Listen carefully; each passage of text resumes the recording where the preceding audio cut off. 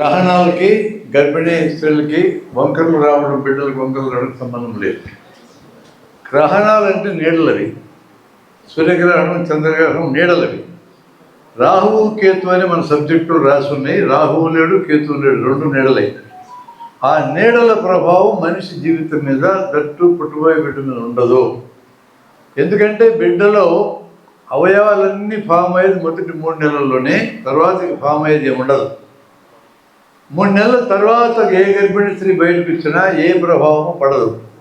ఎక్స్రేలైనా మందులైనా ఏవైనా కూడా ప్రభావం ఉండదు.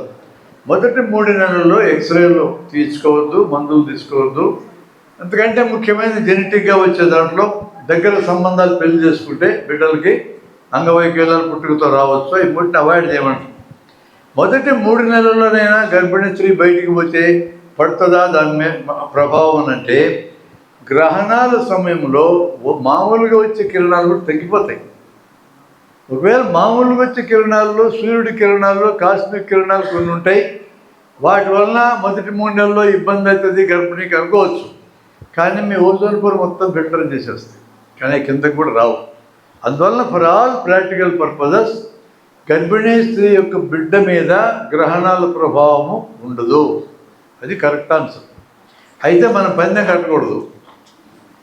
గర్భిణీ టైంలో బయట వచ్చి నా కోడల్ని, నా కూతుర్ని తిప్పినా చూడు గర్భిణీ అమ్మాయి అని పందెం కట్టకూడదు. ఎందుకంటే ఇతర కారణాలతో ఏమైనా పుట్టబోయే బిడ్డకి అవకాశం వస్తే నువ్వు గర్భిణీ టైంలో బయట తిప్పినవు కాబట్టి వచ్చిందని అవతల మాట్లాడతారు. కాబట్టి ఆ ఛాన్స్ ఇవ్వకూడదు. కాబట్టి అలాంటి పందెం కట్టకూడదు. పందెం కట్టినారు మా వాళ్ళు కొంతమంది, నేను చెప్తాను కట్టొద్దు అట్లా అని.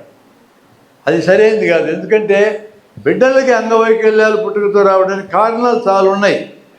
వాటిలో ఏ కారణం తెచ్చిందో నీకు తెలియనప్పుడు గ్రహణాలతో రావని ప్రూవ్ చేయడానికి నువ్వు గర్భిణీ స్త్రీని బయటకు తీసుకొచ్చి పందెం కడతాను అనకూడదు.